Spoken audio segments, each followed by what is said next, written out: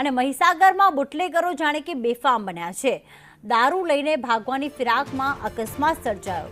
ઘાસવાડા ગામે પુલ સાથે eco van અથડાઈ હતી ને ઇકો વાનનો ડ્રાઈવર અકસ્માત બાદ ગાડી મૂકીને ફરાર થઈ ગયો હતો। ગાડીમાં મૂકેલી વિદેશી દારૂની બોટલનો ભૂક્કો થઈ ગયો। કૌશિક અમારી સાથે જોડાઈ ગયા છે। કૌશિક, ભાગવાની ફિરાકમાં હતો અને ઇકો વાન અથડાઈ અને વિદેશી દારૂ મળી આવ્યો છે, ત્યારે ક્યાંથી આ દારૂ લાવ્યા હતા? શું વિગતો સામે આવી અકસ્માત અંગે?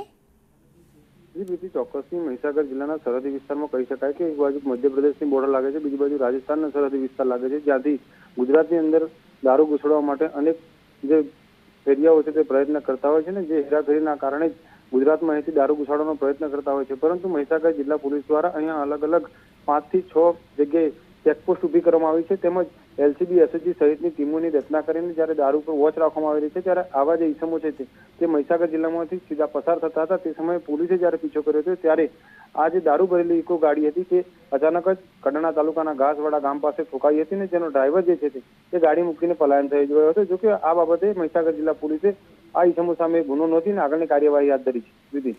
આભાર તમામ વિગતો માટે, કૌશિક।